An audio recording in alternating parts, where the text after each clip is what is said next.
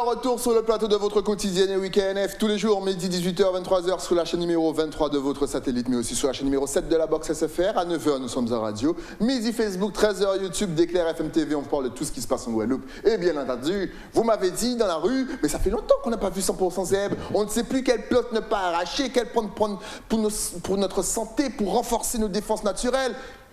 Ah ben voilà, ni une ni deux, je l'ai invité. Il est avec moi sur le plateau de Canoufet. J'ai l'honneur de recevoir Hugues Oxybo de 100% Zeb. Canoufet. De toujours bien. Ah, je pense que j'ai dit 100% naturel. Je sais pas, j'ai dû dire ça. Mais parce qu'on va parler de produits naturels, effectivement. Exactement. Et la dernière fois que tu es passé, justement, tu nous parlais de ton bouquin qui allait sortir. C'est ça. Et ça y est, il est sorti, les amis. Voilà. Alors, est-ce que tu peux nous en parler? Parce que honnêtement, c'est un véritable tuto pour tout le monde. Il est clair, net et précis. Photo, nom et pourquoi c'est dédié. Tout est bien expliqué et c'est clair et net. Mais en fait, je voulais faire quelque chose de très pratique en fait. Ouais. Souvent, on va passer à des broussailleuses ou bien on se promène dans le jardin, Exact. dans la rue, on voit des petites plantes, on se dit, c'est bizarre, j'ai l'impression que ça sert à quelque chose, mais je ne sais pas. Et il manquait en fait quelque chose, en fait, un petit support justement pour les identifier. Donc en fait, j'ai essayé de faire un focus sur ce qu'on voit le plus couramment dans nos jardins ou bien en balade. Ouais. Donc j'ai essayé de faire des photos de qualité pour qu'on puisse les reconnaître. Et ensuite, j'ai travaillé avec des pictogrammes pour avoir une mémotechnique, pour savoir si c'est comestible, c'est médicinal, c'est des plantes magiques, entre guillemets, ou si c'est utilisé pour les animaux. Donc j'ai mis ces petites images-là à côté de la photo, comme ça on regarde, on sait que ça sert à ça, ça.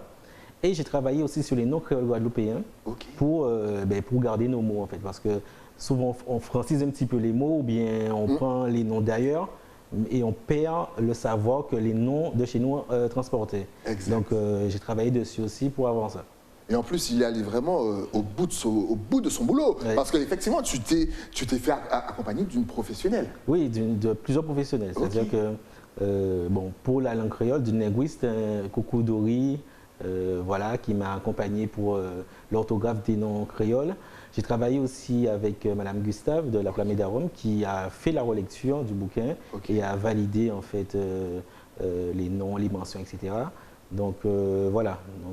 Et c'est super pratique parce que regardez, c'est vraiment ce qu'on appelle un livre de poche. Souvent on vous dit oui, un livre de poche, mais le truc est super gros, il ne rentre pas dans votre poche. Celui-là, vous allez en randonnée, vous allez à la rivière, il rentre pile poil dans votre poche. Et pendant que vous vous promenez, vous dites, oh, ça ressemble à quoi? Et boum! Mais tu as réussi à répertorier à peu près combien de plantes? Alors dedans, il y a 70 plantes. Je suppose que tu n'as pas tout mis. J'ai pas tout mis. Donc il y aura un tome 2? Oui, je suis dessus en ce moment. Ouais. Ok, mais là c'est vraiment. Là, c'est parce qu'effectivement, si vous allez dans les replays, on a un petit peu abordé tout, la couleur des plantes, qu'est-ce que ça signifie, est-ce que c'est pour l'eczéma, est-ce que c'est pour les maux de tête, est-ce que c'est pour les poux. Là, c'est plutôt pour quoi ces plantes? C'est pour les défenses naturelles, c'est pour l'eczéma, c'est pour quoi exactement? Alors, un peu pour tout, c'est-à-dire que moi, j'ai voulu faire un focus sur les plantes qu'on n'a pas l'habitude de planter, qui poussent spontanément, qui poussent, personne ne l'a planté. Ça fait que pousser devant chez toi. Ouais, et donc, comme tu ne connais pas, qu'est-ce que tu fais généralement? Tu arraches. Tu arraches. Eh bien, je n'arracherai plus ces herbes. Exactement. D'ailleurs, la petite plante qui est en couverture, elle s'appelle comment déjà? Zebzegui. Zebzegui. On la trouve partout. Depuis qu'il est passé sur le plateau, il m'a dit ça renforce ses défenses naturelles. Les gars, j'arrache ça partout. Et c'était tous les soirs. Et c'est un truc de... En tout cas, et on peut se le procurer partout?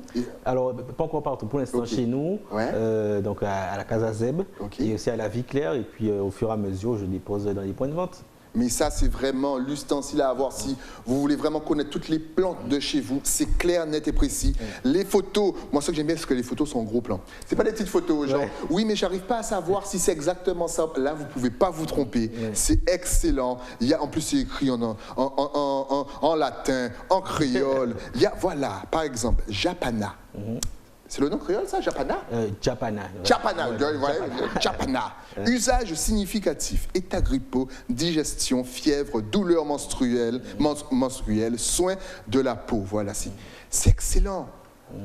Lyon en mai. Eh oui, petit jeu, ça sert à quoi? Usage significatif, diabète, oh là là, sécrétion d'insuline, attention, avis médical recommandé, c'est bien. Parce qu'effectivement, tu vas pas, voilà, on peut pas utiliser nos plantes n'importe comment. Alors non, en fait, tout, il faut savoir comment l'utiliser. Ouais. Il y a certaines plantes où ça donne plus de précautions que d'autres. Donc là, j'ai bien précisé ces plantes-là. Ok. Surtout lorsque c'est pour tout ce qui est diabète, etc.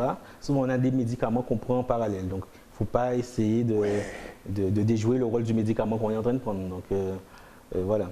J'ai travaillé aussi sur la faim. Il y a deux choses sur la faim. J'ai fait un lexique des affections, c'est-à-dire, par exemple, quand les ancêtres disaient matrice, anion, flim, etc., qu'est-ce que ça veut dire? Et j'ai travaillé aussi sur un dossier pour les écoles. Souvent, les écoles me demandent pour mettre un jardin médicinal ou un jardin dans les écoles.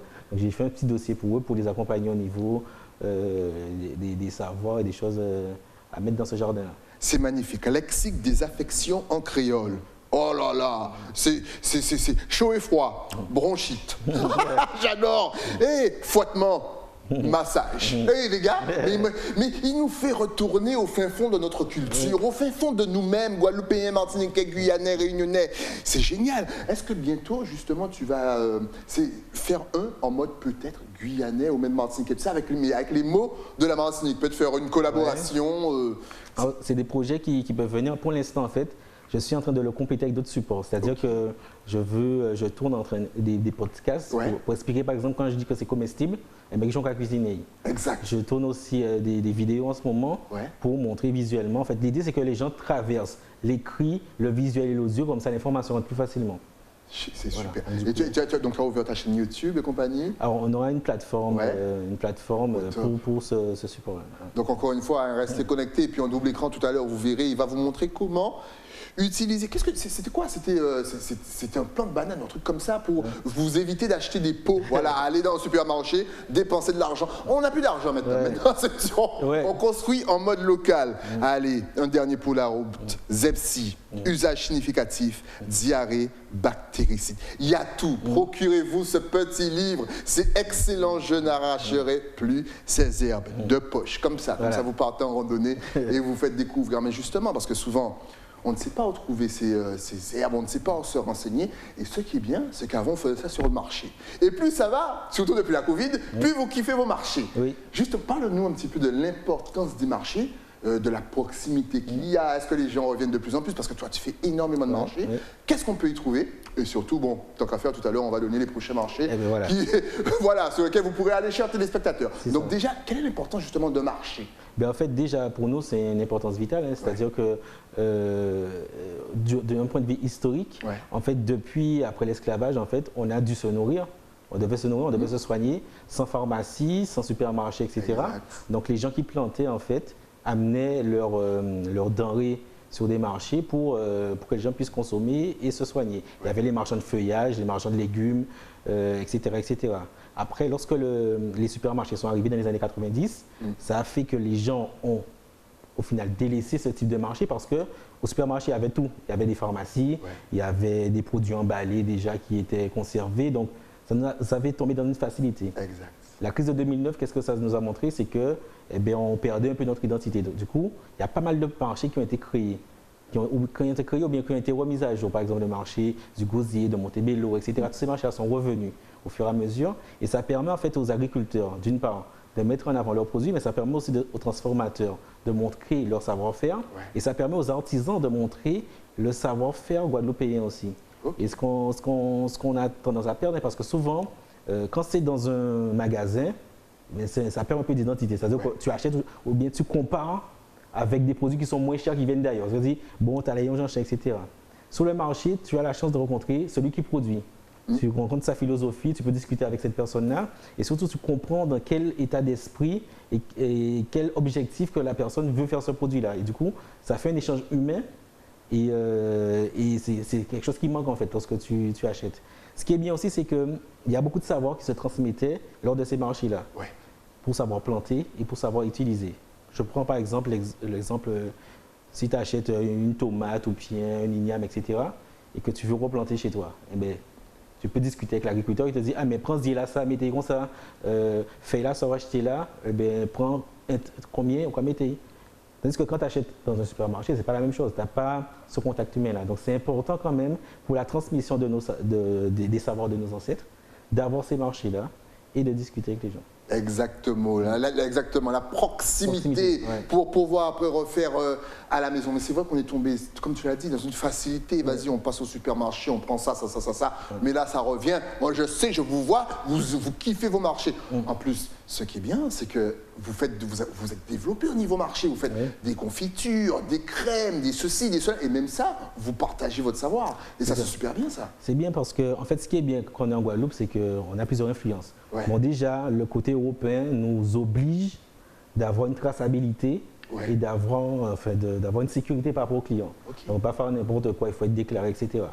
Donc ça nous met une part. Et d'autre part, on a tout le savoir-faire de nos ancêtres. C'est-à-dire que lorsque tu goûtes une confiture que faisaient nos anciens, une confiture du supermarché, ce n'est pas le même goût. Exact. Donc, quand on combine notre savoir-faire et les compétences qu'on a apprises par rapport à notre situation d'île européenne, entre guillemets, et bien, ça fait un produit qu'on retrouve nulle part ailleurs, en fait. Et en plus, tu faisais des ateliers. Les ateliers, oui. Est-ce que tu as vu que tes ateliers se remplissaient de plus en plus, que le Guadeloupéen avait soif de connaissances à ce niveau-là? Le Guadeloupe a soif de connaissances, mais après les ateliers, on a développé les formations. Okay. Et là, sur les marchés, vous aurez la chance de découvrir certaines personnes qu'on a formées qui ont développé leur marque, en fait. Et donc, ils font de la confiture, de l'huile de coco, ils font des sablés, en fait, toutes les choses anciennes qu'on avait, qui est un peu perdues, mais on a des gens maintenant qui se positionnent dessus et qui font leur business dessus. Donc ça, on est content de cela.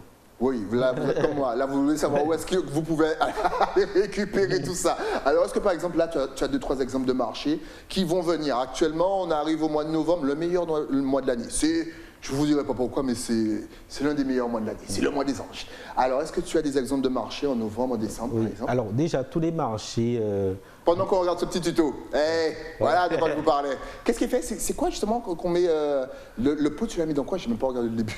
Alors, j'ai un plant de clitoria. En fait, clitoria, c'est la plante qu'on appelle pois bleu aussi. Ça fait des fleurs bleues qui sont intéressantes pour le corps, mais qui donnent aussi une couleur agréable si on fait un riz, par exemple, ou bien si on fait une boisson. D'accord. Donc, ça, en fait, c'est une plante, en fait, qui pousse très bien ici.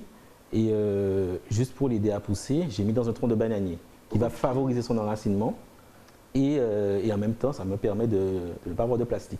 Vous voyez, c'est de ça que je vous parlais. Ce n'est plus une obligation d'aller dépenser votre argent en supermarché. Il suffit juste de suivre Hugo Oxybrin si vous voulez le rencontrer. Où sont donc les prochains marchés? Du coup, par exemple, ce produit-là, vous pouvez le retrouver à la Semaine de l'Environnement. On va faire. Et ensuite, moi, comme je te disais, en fait, il y a pas mal de marchés qui sont là toute l'année. Le marché de Montebello, tout ça. Mais moi, je ne suis pas là physiquement pour ces marchés-là. Mais il y a pas mal de producteurs qui font beaucoup de choses très intéressantes. Donc le marché de Montebello, du Causier, du Moule, de l'UDECAG, tous ces marchés-là, en fait, sont des marchés où il y a des agriculteurs et des producteurs et des transformateurs qui font revivre un peu le savoir-faire local. Nous, on sera présent, par exemple, au village de la Route du Rhum. Ok. Voilà, tu peux redonner les dates si tu veux. Le village de la Route du Rhum, c'est du 12 au 19, je crois. Exact. 12 au 19, au mémorial. Tu seras là tous les jours? Tous les jours, pratiquement. Toute la journée?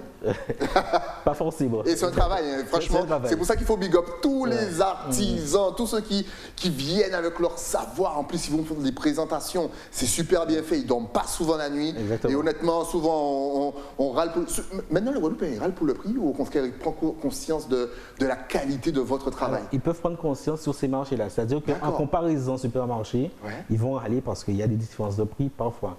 Mais lorsque tu rencontres la personne, tu comprends le travail qu'il y a derrière ça. La problématique ici en Guadeloupe, et c'est une chance pour nous aussi, c'est qu'on n'est pas sur de l'industrialisation poussée. C'est-à-dire qu'on ne produit pas, on n'a pas de grosses machines, on ne fait pas de volume. Du coup, ce qui fait que si on ne fait pas de volume, eh bien, le prix est beaucoup plus haut, contrairement à ailleurs. Mais on ne fait pas de volume parce qu'on fait de la qualité. Notre façon de faire ici, quand c'est copié ailleurs, ils vendent ça en produit de luxe. Donc nous, directement, on est déjà sur du luxe.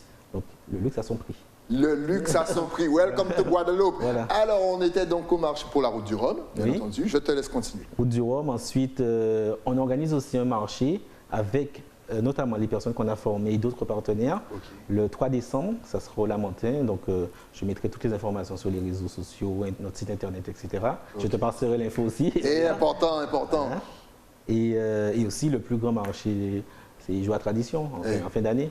Forcément. Joie Tradition. Donc là, en fait, c'est l'occasion justement de rencontrer tout le savoir-faire guadeloupéen. Ok. Et on y sera aussi. Voilà. Mais il y a des marchés, mais est-ce qu'il y a des salons?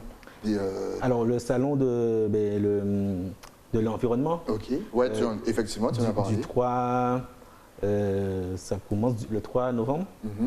Et du coup, là, en fait, ça met en avant les scolaires qui font un travail autour de l'environnement. Et ça met en avant aussi les acteurs locaux qui vont travailler, qui travaillent toute l'année sur la préservation de l'environnement de différentes façons, que ce soit dans l'eau, la mer, les tortues, que ce soit ceux qui travaillent sur l'agriculture, en fait, tous ceux qui travaillent de façon raisonnable pour le bien de l'environnement.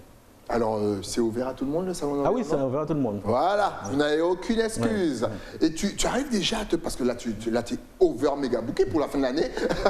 2023, comment tu sens 2023? Est-ce que là encore, tu as d'autres projets en tête? Est-ce qu'il y a le tome 2? Encore une fois, on vous rappelle que ce petit fascicule est disponible partout. Vous pouvez apprendre à parler créole, connaître vos plantes et vraiment savoir quand et comment les utiliser.